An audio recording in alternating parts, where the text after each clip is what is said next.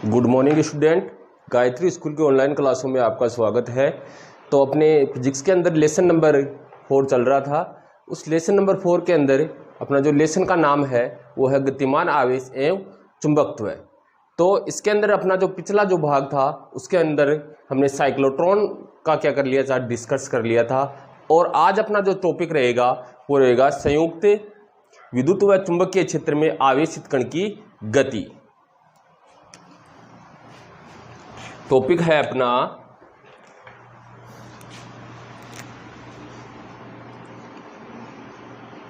संयुक्त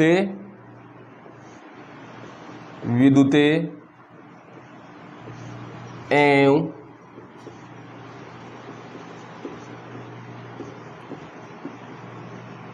चुंबकीय क्षेत्र में आवेशित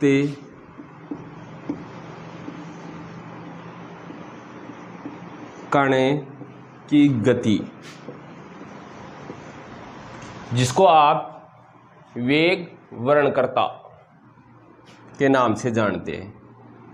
इसको बोलते हैं वेग वर्णकर्ता।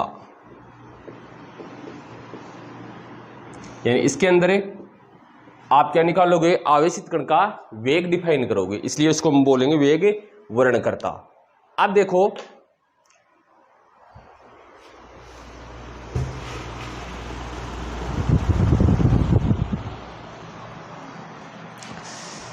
देखो जो आपका आवेशित कण है, ठीक है, वो विद्युत क्षेत्र और चुंबकीय क्षेत्र में क्या कर रहा है, संयुक्त रूप से गति कर रहा है। तो विद्युत क्षेत्र और चुंबकीय क्षेत्र में जब वो गति करता है तो उसके ऊपर एक बल कार्य करता है जिसको आप बोलते हो लोरेंज बल। तो उसके ऊपर क्या करेगा, लोरेंज बल कार्य करेगा। तो इसमें लिखोगे जब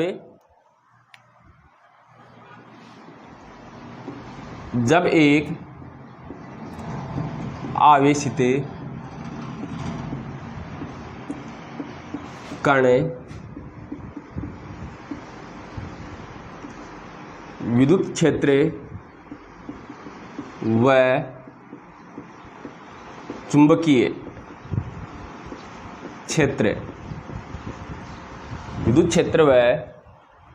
क्षेत्र दोनों की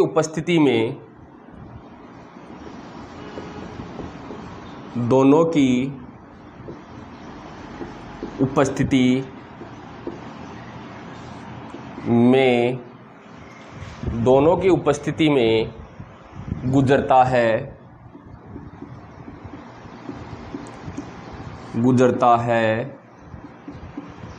तो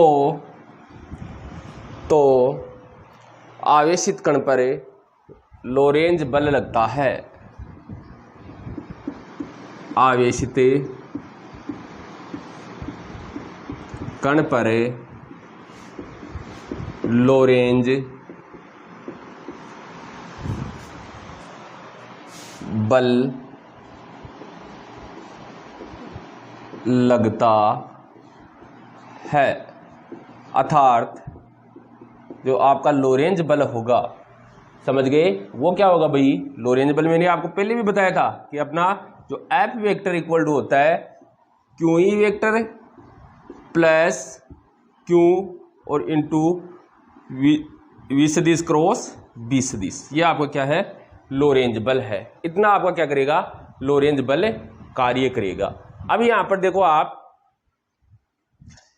ये तो आपका क्या है, विद्युत बल, और ये आपका क्या है, चुंबकीय बल। तो आप इसको ऐसे भी लिख सकते हो कि F vector equal to F E vector plus F M vector. ऐसे भी आप इसको लिख सकते हो। तो इसको मैं कोई समीकरण क्या दे देता हूं, 1 दे देता हूं। अब देखो आपका जो आवेशित कण है,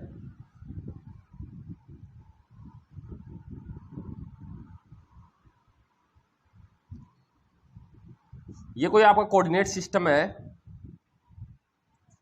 ये आपका एक्स वाई और जेड, और ये आपका ओरिजिन है।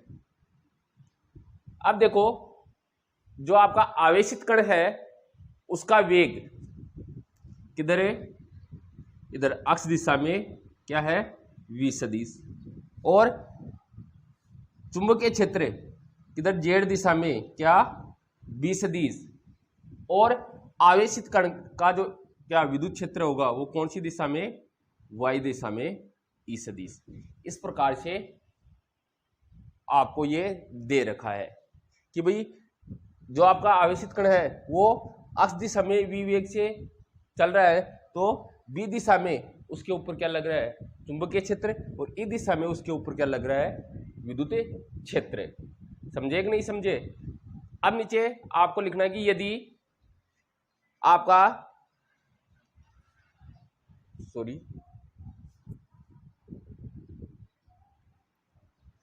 मतलब y दिशा में इसके ऊपर जो बल लगता है वो, या विद्युत क्षेत्र मान लो, बल मान लो, तो ये विद्युत बल लग रहा है F सदिश, जो किसके बराबर रहेगा भाई, इसका यूनिट वेक्टर क्या आएगा, जे केप, तो ये आपका आ जाएगा क्यू ई जे केप।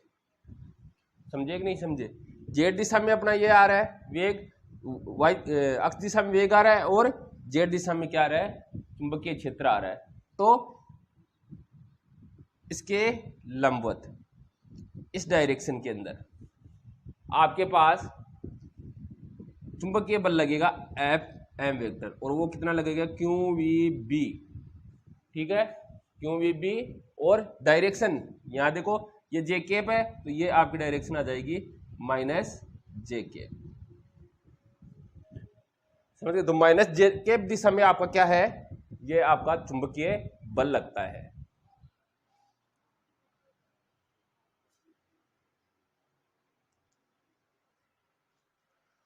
अब देखो आपको इसके नीचे फिर लिखना है कि यदि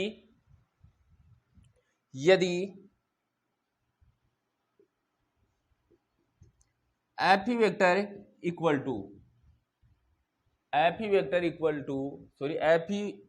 वेक्टर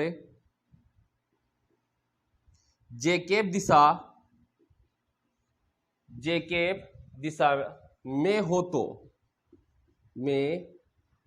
तो आपका F E vector equal to क्या होगा, F E vector equal to Q E J cap.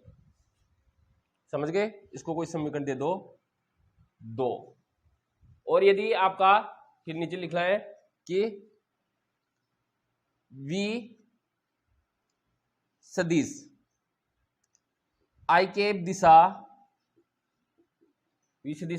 दिशा में हो तो तथा B सदिश के केप दिशा में हो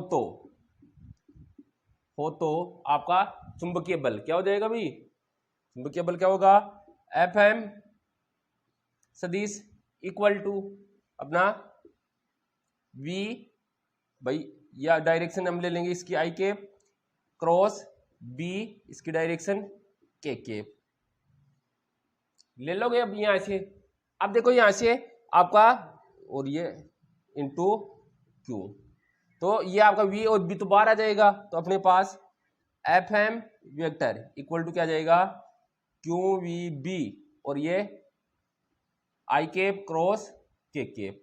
अब I cap cross K cap क्या होता है, क्योंकि अपना I cap cross K cap equal to होता है माइनस जे केप, तो यहां से इस क्या रख दोगे, माइनस जे केप रख दोगे, तो अपना F M vector equal to Q V B, और ये आपका माइनस जे कैप। ये कोई समीकरण आपका 3 हो जाएगा।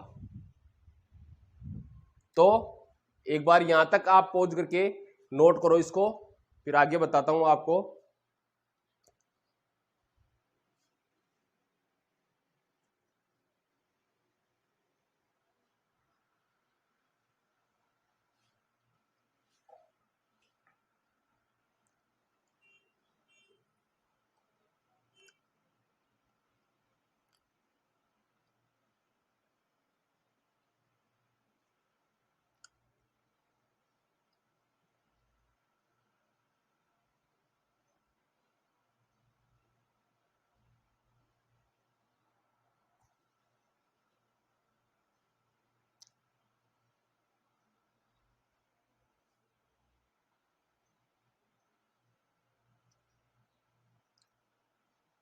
तो पॉज करके नोट कर लेना।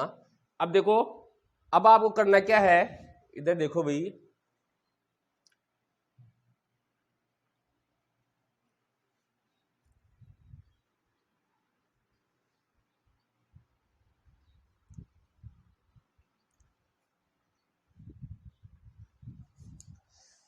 अपना इसे समीकरण 2 और 3 का मान कहाँ रखना है, 1 में रख देना है। तो नीचे लिख देना समीकरण 2 व 3 का मान समीकरण 1 में रखने पर। तो अपना जो समीकरण 1 है वो है F vector equal to F E, जो यहाँ एफ ई वेक्टर, तो एफ ई वेक्टर का मान ये रहा आपके पास, वो है क्यू ई और ये आपका जे कैप, और एफ एम वेक्टर का मान ये रहा नीचे समीकरण 3 में, ये आपके पास है क्यू वी बी और ये आपका जे कैप, माइनस जे कैप आ रहा है, ठीक है। अब देखो यहां से जे कैप दोनों में क्या आ रहा है, कॉमन आ रहा है, तो कॉमन ले लो इसको। तो अपने पास F vector equal to Q E minus Q V B और ये आपका जे कैप क्या आ गया, कॉमन आ गया। तो ये आपका आवेशित कण पे लगने वाला क्या आ गया, कुल बल आ गया। समीकरण 4 से दे दो। अब इस कुल बल जो आपका आ रहा है उसको आपको इस प्रकार से समायोजित करना है, इस कुल बल को आपको इस प्रकार से क्या करना है, समायोजित करना है कि आवेशित कण पर लगने वाले जो दोनों बल है, विद्युत बल और चुंबकीय बल, दोनों का मान क्या हो, समान हो। यानी आप क्या करोगे, जो आपका आवेशित कण है उस पर जो कुल बल है वो आपका क्या होना चाहिए, शून्य, तब दोनों बल क्या आ जाएंगे, बराबर आ जाएंगे। तो नीचे लिखो, इसके नीचे आप लिखोगे, इधर वाला मैं मिटा देता हूं,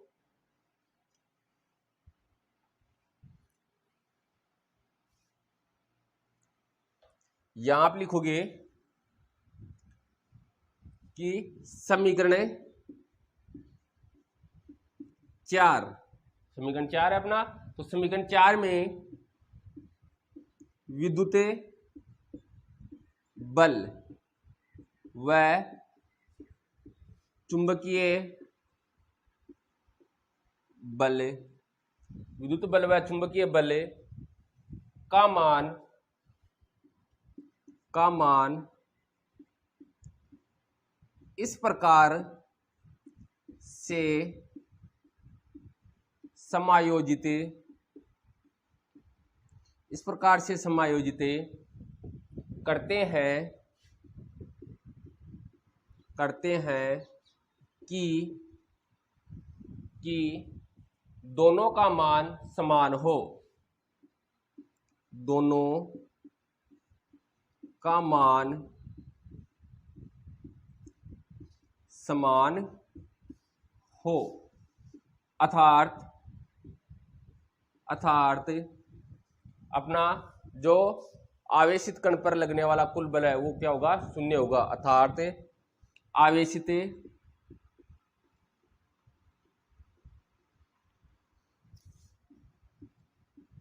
कण पर कुल बल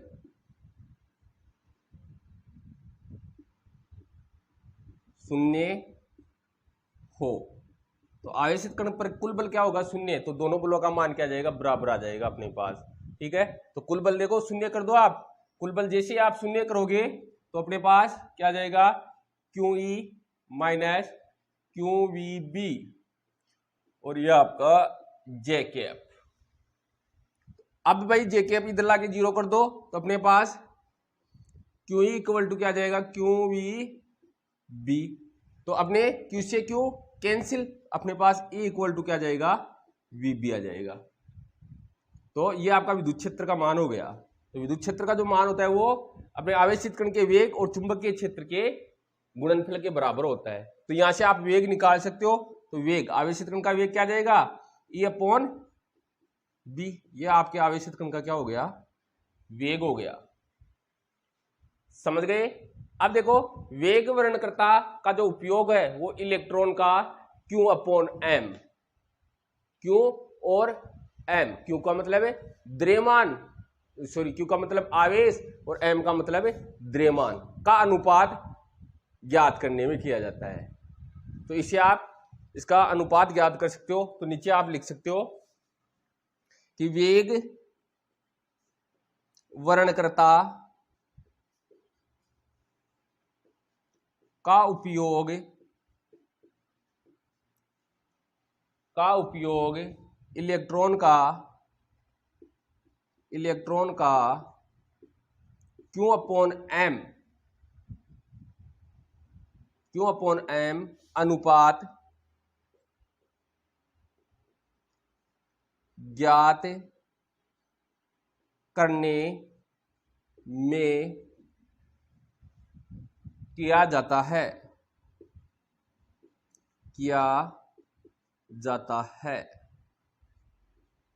ये लो, यह आपका संयुक्त अपना विद्युत और चुंबकीय क्षेत्र में आवेशित कण की गति, और उस गति के लिए आवेशित कण की गति तो आपकी ये हो गई, ठीक है। इतनी गति से वो क्या करेगा, आवेशित कण में इतने वेग से वो क्या करेगा, गति करेगा। और ये Q अपॉन M आप इससे कैलकुलेट कर सकते हो। तो इसको एक बार पॉज करके आप नोट कर लो।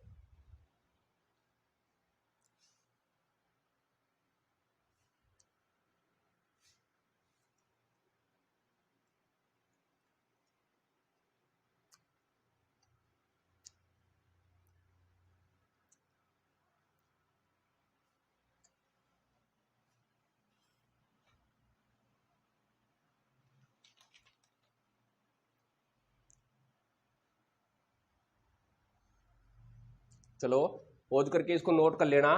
अब आगे अपना जो टॉपिक रहेगा वो है विद्युत धारा अवयव के कारण चुंबकीय क्षेत्र, या इसको आप बोलोगे बायो सावर्ट का नियम।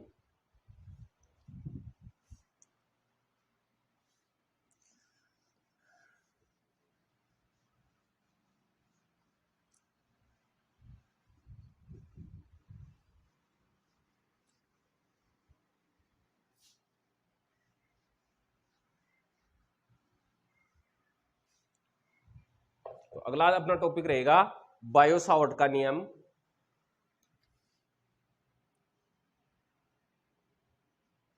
बायो सावर्ट का नियम।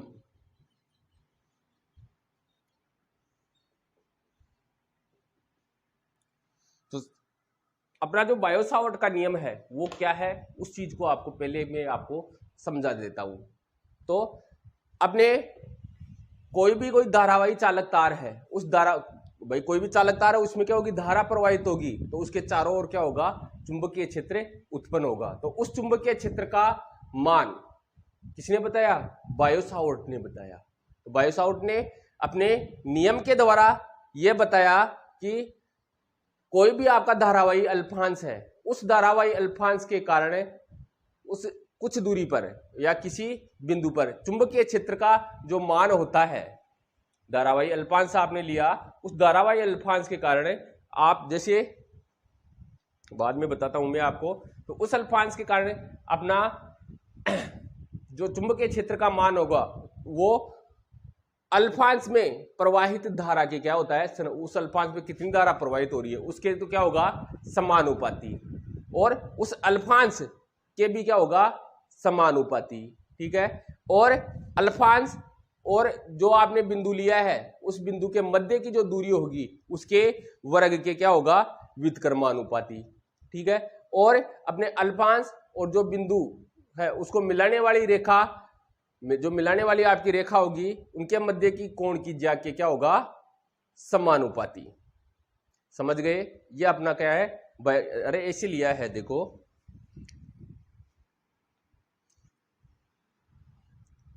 ये कोई धारावाही चालक तार है AB, क्या है, धारावाही चालक तार, और इसमें धारा कितनी प्रवाहित हो रही है, I धारा प्रवाहित हो रही है।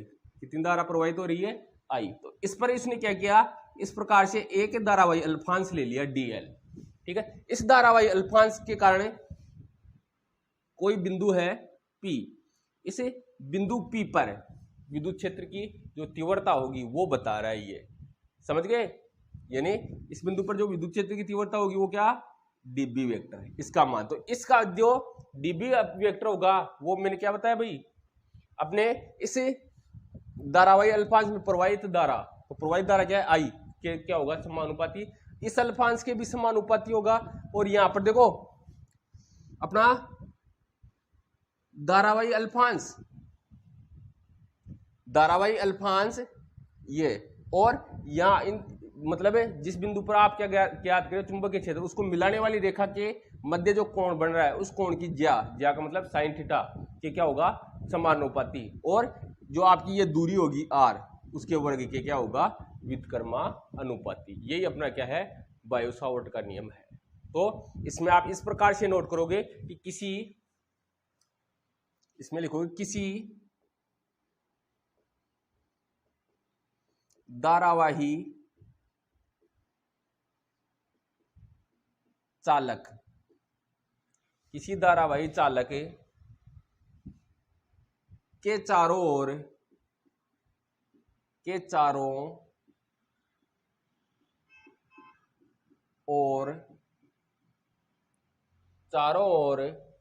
उत्पन्न चुंबकीय क्षेत्र का मान, उत्पन्न चुंबकीय क्षेत्र का मान, उत्पन्न चुंबकीय क्षेत्र का मान ज्ञात करने के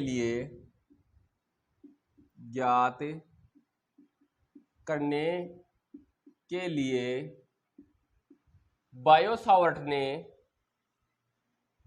एक नियम दिया।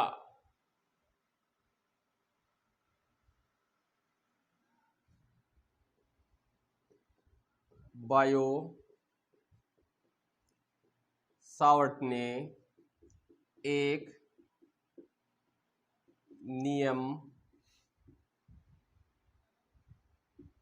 दिया जिसके अनुसार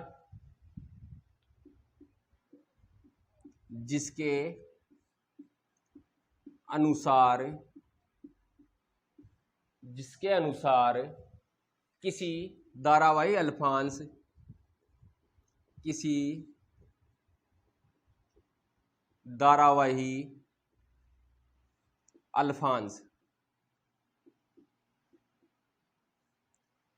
धारावाही अल्फांश के कारण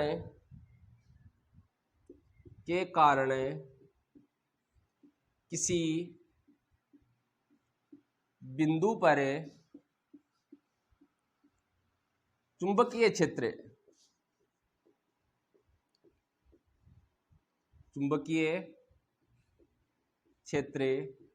का मान, चुंबकीय क्षेत्र का मान। तो चुंबकीय क्षेत्र का मान क्या होगा, पहला नंबर 1, तो पहला चुंबकीय क्षेत्र का जो मान होगा वो नंबर 1 में आपको क्या निकलना है, अल्फांश में प्रवाहित धारा के समानुपाती, अल्फांश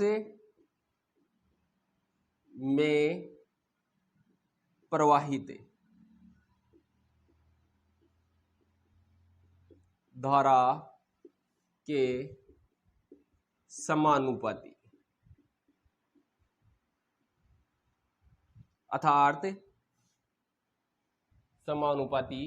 अर्थात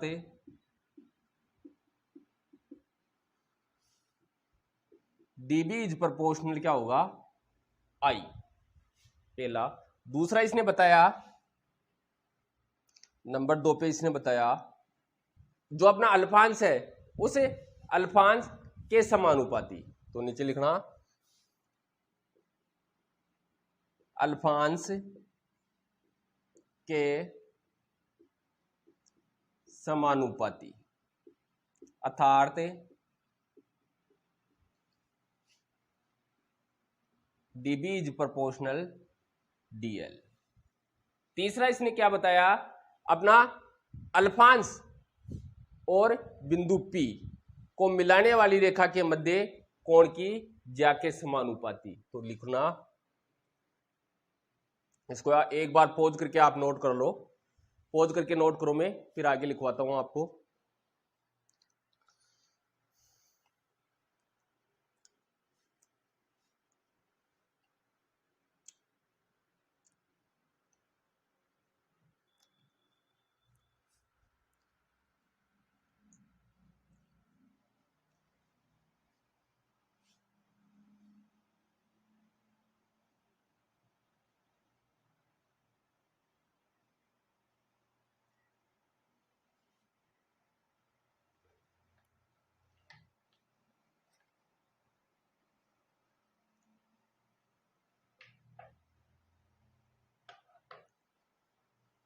तो नोट कर लिया होगा, ऊपर से मैं मिटा देता हूं।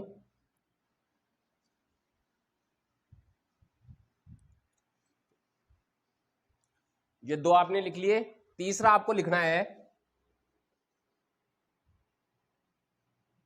अल्फांस व बिंदु P को मिलाने वाली रेखा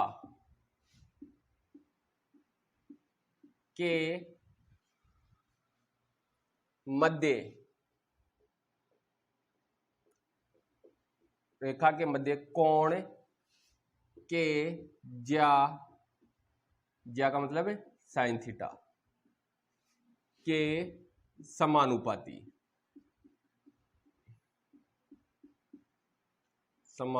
अर्थात dB is proportional sine theta.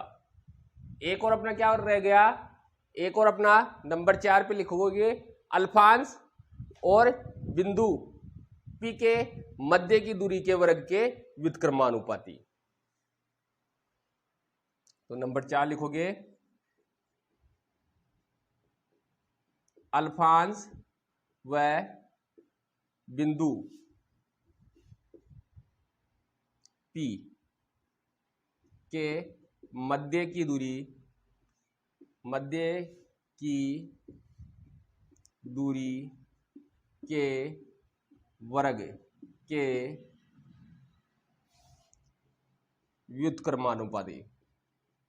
व्युत्क्रमानुपाती अर्थात dB इज प्रोपोर्शनल 1/r²। यही अपना क्या है, बायो-सावर्ट का नियम है। तो इन सबको आप क्या कर दो, एक कंबाइंड फॉर्म में लिख दो। तो नीचे वाला आपने उतार लिया होगा दोनों पॉइंट। तो इन सबको देखो, ये डायग्राम भी आप बना लेना। तो एक बार आप पॉज करके नोट कर लो, इसको पॉज करके नोट कर लो, मैं बताता हूं फिर आगे।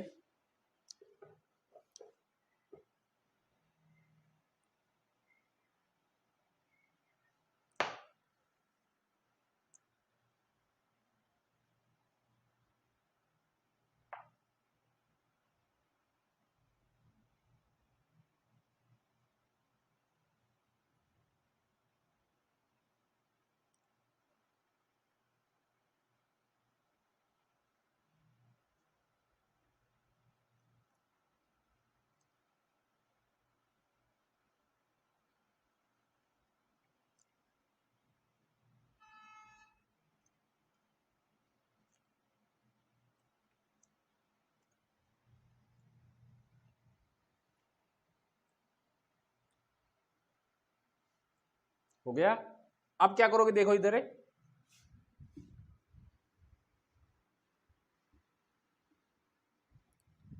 तो इन सबको मैं कंबाइंड फॉर्म में लिखूं तो मेरा dB इज प्रोपोर्शनल क्या हो जाएगा भाई, IDL sine theta upon r²। ये आ जाएगा अपने पास। यहां से मैं क्या करूंगा, ये जो आपका प्रोपोर्शनल साइन है उसको क्या करूंगा, हटाऊंगा, तो कोई समानुपाती नियतांक क्या आ जाएगा, k IDL साइन थीटा। यानी समानुपाती जो नियतांक है वो ले लेता हूं मैं μ0 अपॉन 4 और ये आपके पास r²। ये समानुपाती नियतांक आ गया अपने पास, समझ गए। तो इसको मैं कोई समीकरण दे देता हूं 1। तो ये आपके अल्फांश के कारण r दूरी पर उत्पन्न होने वाला क्या हो गया, चुंबकीय क्षेत्र हो गया, जिसको समीकरण 1 से दे देता हूं मैं। समझ गए। अब देखो यहां पर जो म्यू नॉट अपॉन 4 पाई है, ठीक है, इसका मान ये क्या है, समानुपाती नियतांक है। तो नीचे लिखना है कि यहां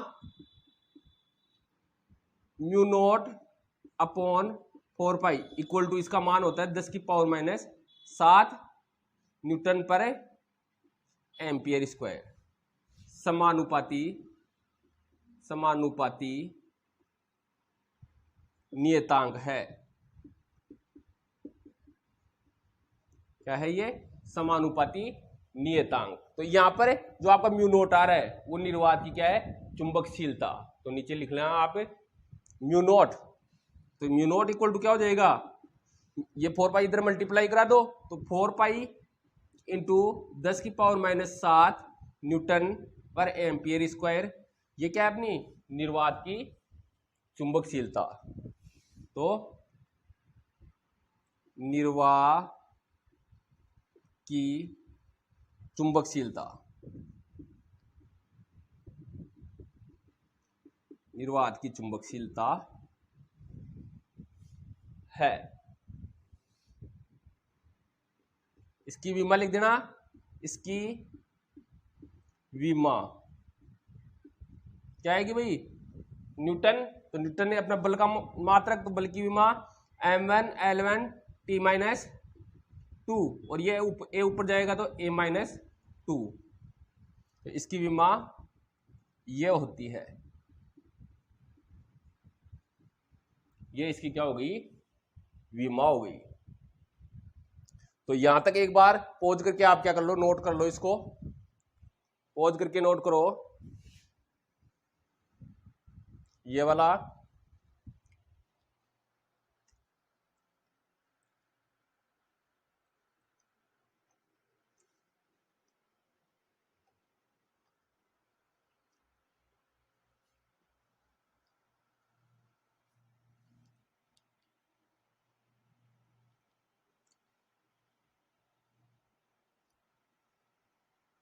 तो इधर वाला ये आपने नोट कर लिया होगा।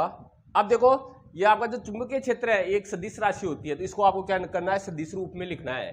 तो इसके लिए आप क्या करोगे, इस समीकरण 1 को, जो आपके पास समीकरण 1 आया है, उस समीकरण 1 को क्या कराओगे, ऊपर नीचे स्मॉल r से मल्टीप्लाई करवाओगे। तो नीचे लिखना समीकरण 1 को ऊपर नीचे स्मॉल r से गुणा करने पर, ऊपर नीचे क्या करना है, स्मॉल r से मल्टीप्लाई करना है आपको। तो यहां से dB equal to mu naught upon 4 pi, ठीक है। यहां से फिर I R dl और ये आपका साइन थीटा, और अपॉन नीचे क्या हो जाएगा, r क्यूब हो जाएगा। पहले r स्क्वायर है ही, अब क्या आ जाएगा अपने पास, r क्यूब आ जाएगा। तो इसको क्या करोगे आप, सदिश रूप में लिखोगे। तो सदिश रूप में, तो सदिश रूप में आप लिखोगे तो अपने पास dB vector equal to mu naught upon 4 pi. यहां देखो साइन थीटा आ रहा है, तो r और dl के मध्य क्या लग जाएगा, क्रॉस प्रोडक्ट लग जाएगा। तो अपने पास आ जाएगा I, ये r सदिश क्रॉस dl सदिश, और अपॉन आपके पास क्या जाएगा, r क्यूब। ये इसका क्या जाएगा, सदिश रूप आ जाएगा। बोलो भाई कोई दिक्कत यहां तक है? आगे चलते हैं। तो ये तो किसके, निर्वात के लिए आपके पास क्या आ गया, चुंबकीय बल आ गया। अब माध्यम की हम बात कर ले, माध्यम के लिए तो यहां पर म्यू नोट आपको बता दिया क्या है, निर्वात की चुंबकशीलता है ये। अब देखो माध्यम के लिए, माध्यम के लिए, तो माध्यम के लिए म्यू नोट की जगह अपना क्या आ जाएगा, म्यू आ जाएगा। तो अपने पास dB vector equal to mu upon 4 pi, और ये आपका I R square cross dl square upon r cube. ये अपना किसके लिए आ गया, माध्यम के लिए। अब यहां पर देखो जो म्यू है वो माध्यम की क्या है, चुंबकशीलता। म्यू नोट को क्या बोलते हो, इस म्यू को क्या बोलोगे, यह है माध्यम की चुंबकशीलता। ये अपने माध्यम की क्या हो गई, चुंबकशीलता हो गई। चलो ये अपना माध्यम के लिए हो गया। तो एक बार इसको पॉज करके आप क्या कर लो, नोट कर लो।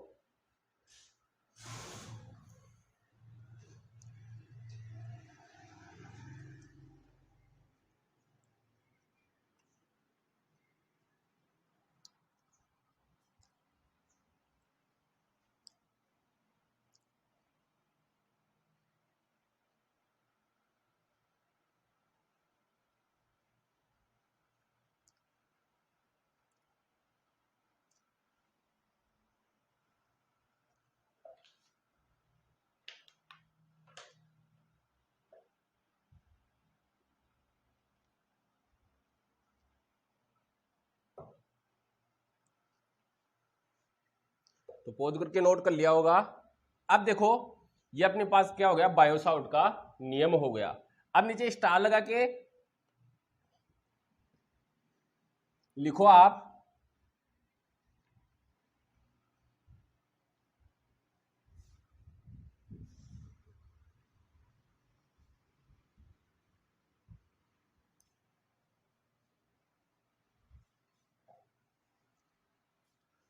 स्टार लगा के आपको लिखना है आपेक्षिक चुंबकशीलता। आपेक्षिक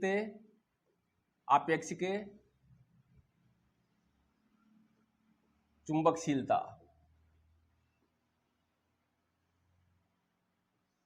जिसको हम पारगम्यता भी बोलते हैं। इसी चीज को हम क्या बोलते हैं, पारगम्यता। इसी को हम पारगम्यता भी बोलते हैं, पारगम्यता।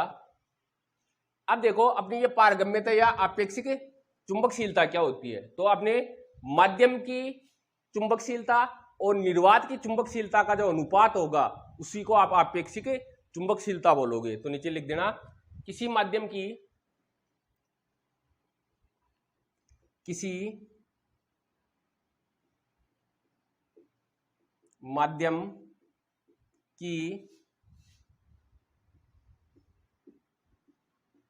चुंबकशीलता व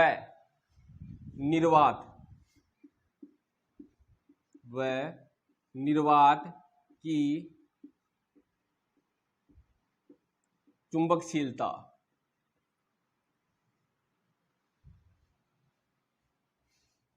का अनुपात आपेक्षिक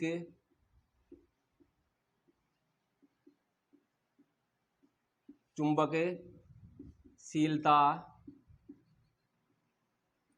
या पारगम्यता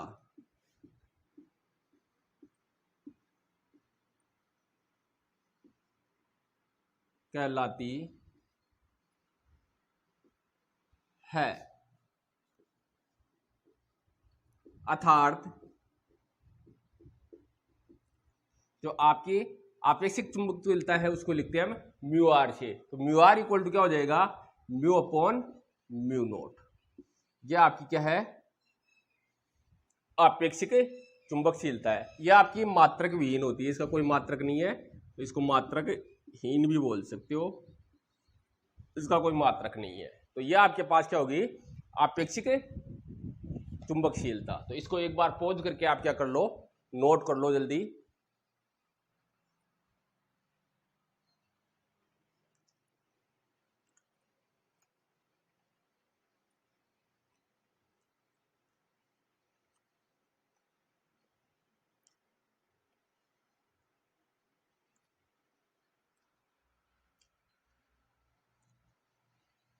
चलो पॉज करके आप नोट कर लेना इसको।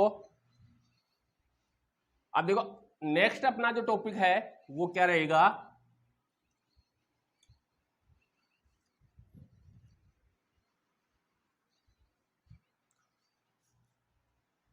वह बायो-सावर्ट का जो नियम है और कूलाम का जो नियम है उसकी समानता और असमानता क्या है दोनों में। तो नीचे टॉपिक डालना,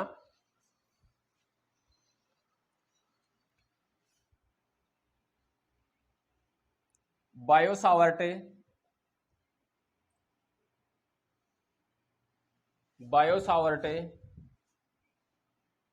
के नियम, बायो-सावर्ट के नियम व कूलाम के नियम में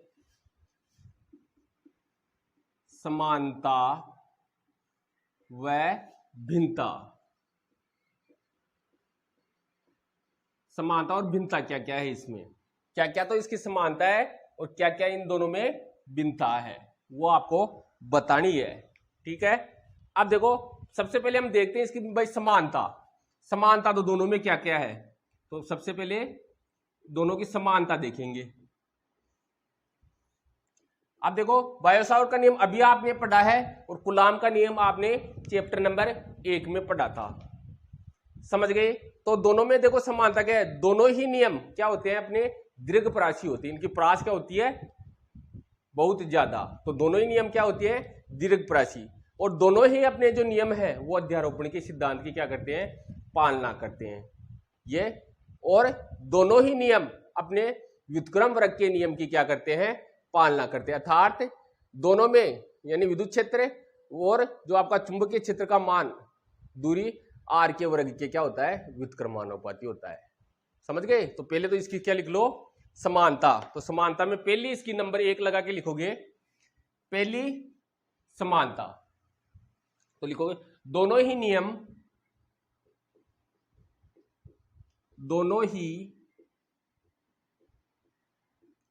नियम दीर्घप्रासी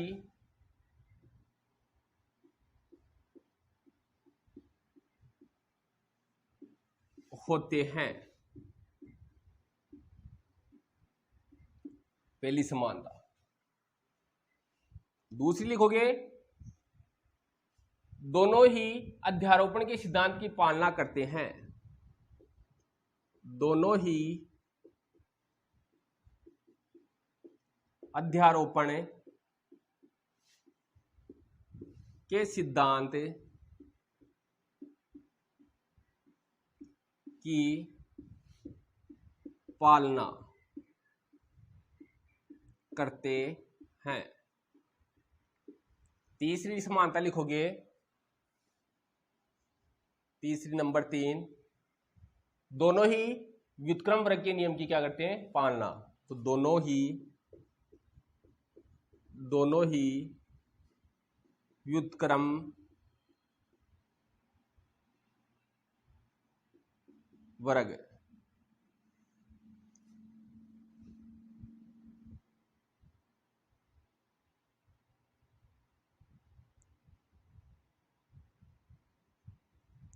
व्युत्क्रम वर्ग के नियम की पालना करते हैं। अर्थात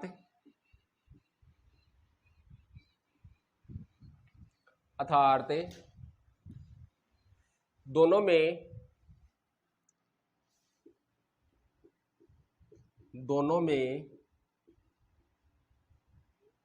विद्युत क्षेत्र व चुंबकीय क्षेत्र, दोनों में मतलब विद्युत क्षेत्र और जो आपका चुंबकीय क्षेत्र है, चुंबकीय क्षेत्र का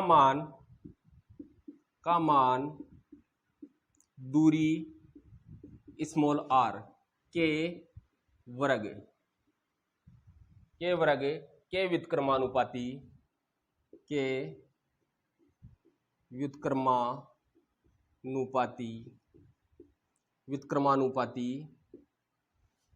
होता है।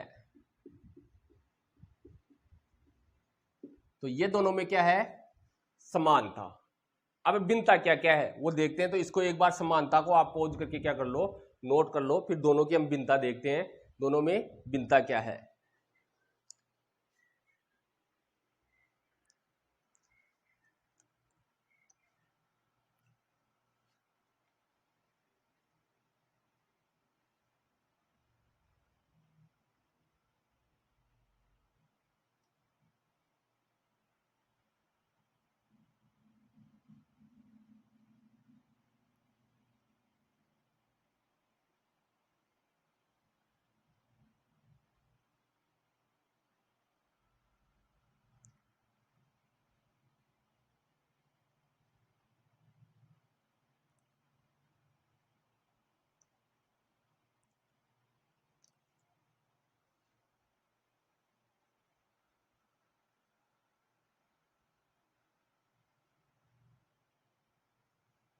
चलो अब पॉज करके नोट कर लेना इसको। अब इसकी भिन्नता देखते हैं।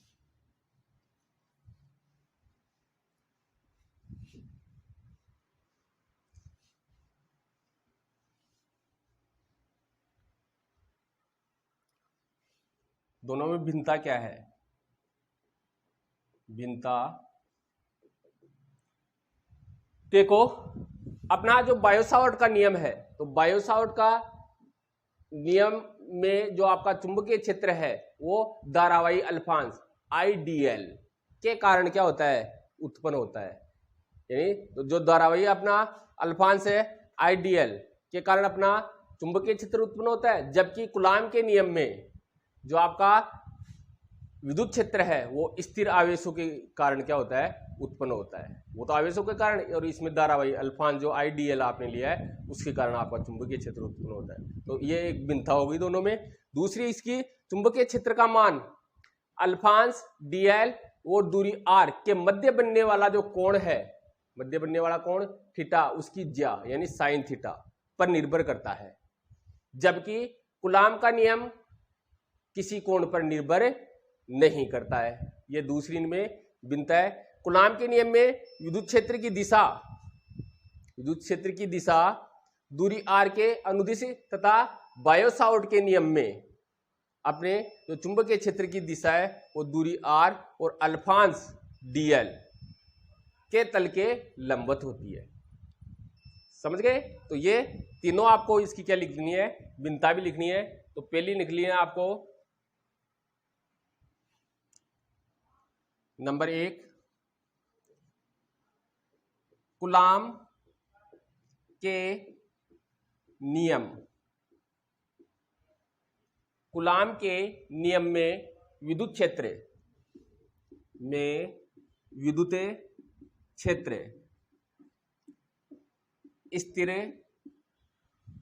स्थिर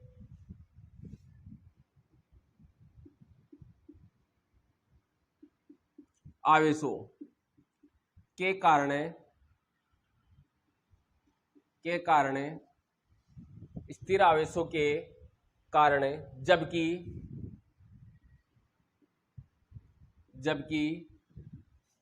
बायो-सावर्ट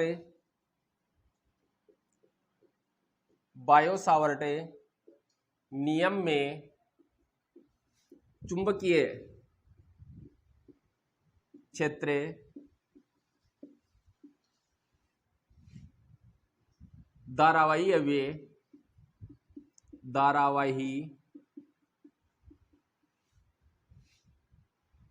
अवयव आईडीएल सदिश के कारण उत्पन्न होता है।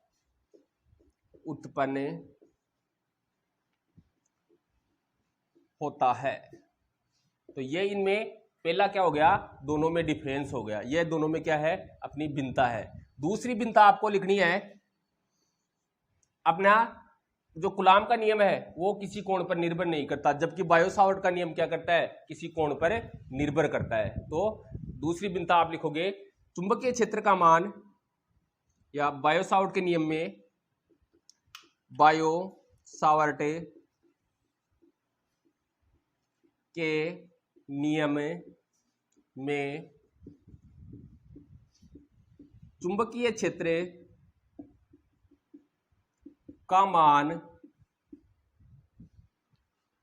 का मान अल्फांस व दूरी r, अल्फांस व दूरी r के मध्य कोण पर निर्भर करता है, जबकि कूलाम नियम में विद्युत क्षेत्र किसी कोण पर निर्भर नहीं करता है। यह दूसरी इसकी क्या हो गई, भिन्नता हो गई। ठीक है, तीसरी आपको इसकी भिन्नता लिखनी है। कूलाम के नियम में आप विद्युत क्षेत्र की जो दिशा है वो दोनों आवेशों को मिलाने वाली रेखा के अनुदिश होती है, जबकि आपका बायस-आउट के नियम में जो आपकी चुंबकीय क्षेत्र की दिशा होती है वो दूरी r और अल्फांस dl के तल के लंबवत होती है। तो ये आप लिख दोगे। तीसरा, कूलाम नियम में विद्युत क्षेत्र की दिशा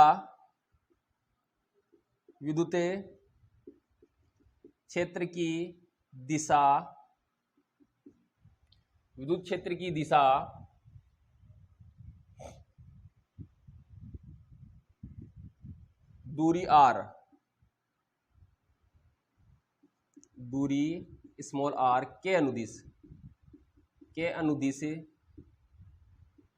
जबकि बायो-सावर्ट नियम में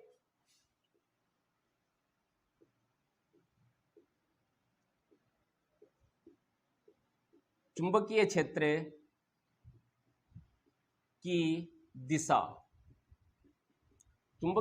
की दिशा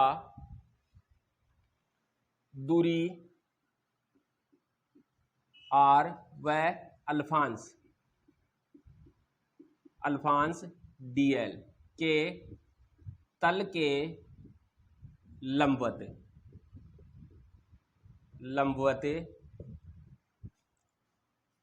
होती है। यह इनमें क्या होगी, भिन्नता होगी। समझ गए? तो एक बार इस भिन्नता को भी आप पॉज करके क्या कर लो, नोट कर लो।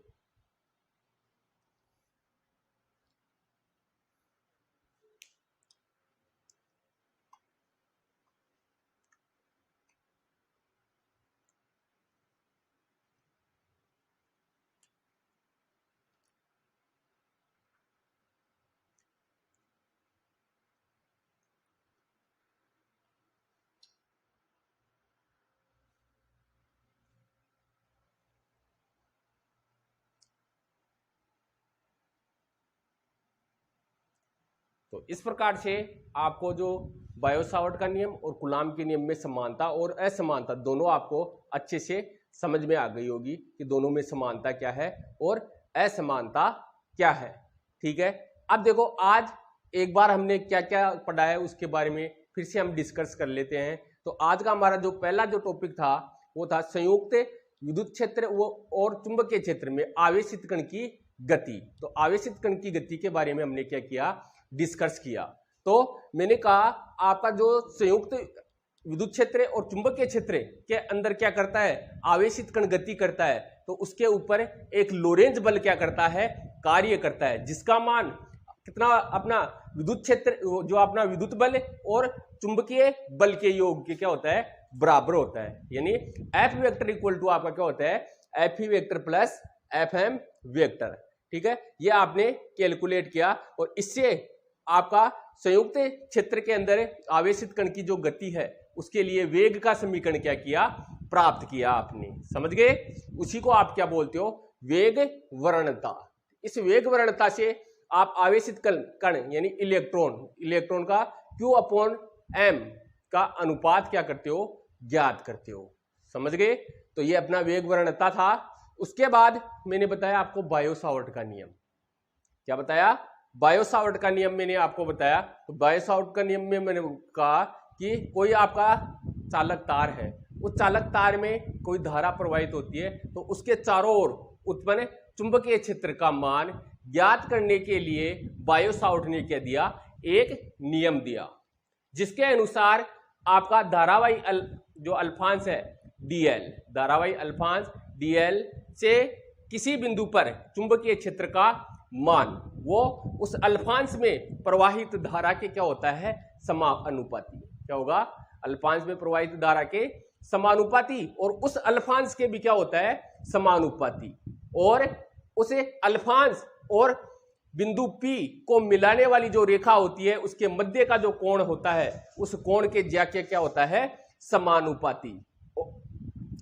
तथा अपना जो धारावाही अल्फांश और बिंदु P को मिलाने वाली जो मध्य की जो दूरी होती है r, उसके वर्ग के क्या होता है, व्युत्क्रमानुपाती। यानी आपका dB is proportional ILD sin theta upon r square होता है। जब प्रोपोर्शनल साइन को आप हटाते हो तो समानुपाती नियतांक आपके पास क्या आ जाता है, म्यू नॉट अपॉन 4 पाई। तो आपके पास dB इक्वल टू क्या आ जाता है, म्यू नॉट अपॉन 4 पाई IDL sin theta upon r square. यही अपना क्या है, बायो-सावर्ट का नियम है। ठीक है। फिर बायो-सावर्ट के नियम से आपने बायो-सावर्ट के नियम और कूलाम के नियम में समानता और असमानता का क्या किया, डिस्कशन किया। ठीक है। तो समानता तो दोनों में मैंने बताई कि अपना जो बायो-सावर्ट का नियम और कूलाम का नियम, दोनों ही नियम क्या होते हैं, दीर्घपरासी। दूसरी समानता, दोनों ही अपने नियम है वो अध्यारोपण के सिद्धांत की क्या करते हैं, पालना करते हैं। तीसरी मैंने इनमें जो समानता बताई वो बताई कि दोनों ही जो अपने नियम है वो विक्रम वर्ग के नियम की भी क्या करते हैं, पालना करते हैं। ठीक है। फिर हमने इन दोनों में असमानता या भिन्नता के बारे में क्या किया, डिस्कशन किया, जो आपके सामने है, ये रहा। ठीक है। तो पहली जो इनकी भिन्नता है वो है कूलाम के नियम में विद्युत क्षेत्र स्थिर आवेशों के कारण क्या होता है, उत्पन्न होता है, जबकि बायो-सावर्ट के नियम में चुंबकीय क्षेत्र धारावाही अवयव IDL के कारण क्या होता है, उत्पन्न होता है। पहली असमानता तो यह है इनकी। दूसरी मैंने बताया कि बायो-सावर्ट के नियम में चुंबकीय क्षेत्र का मान अल्फांश और दूरी r के मध्य का जो कोण पर क्या करेगा, निर्भर करेगा, जबकि अपने कूलाम के नियम में आपका जो विद्युत क्षेत्र होता है वो किसी कोण पर निर्भर नहीं करता है। ये दूसरी इसकी क्या होगी, असमानता होगी। तीसरी इसकी असमानता मैंने बताई कि जो अपना कूलाम का नियम है, इस कूलाम के नियम में विद्युत क्षेत्र की जो दिशा होती है वो दूरी r के अनुदिश होती है। विद्युत क्षेत्र की दिशा क्या बताई, दूरी r के अनुदिश, जबकि अपने बायो-सावर्ट के नियम में इस चुंबकीय क्षेत्र की जो दिशा होती है वो दूरी r और अल्फांश dl के तल के लंबवत होती है। यही अपना क्या है, इनकी तीन असमानता है। इस प्रकार से ये टॉपिक आज आपने क्या किए, इस क्लास के अंदर डिस्कस किए। तो आज के लिए इतना ही। आगे जो भी अपने टॉपिक होंगे वो नेक्स्ट क्लास में हम क्या करेंगे, डिस्कस करेंगे। धन्यवाद।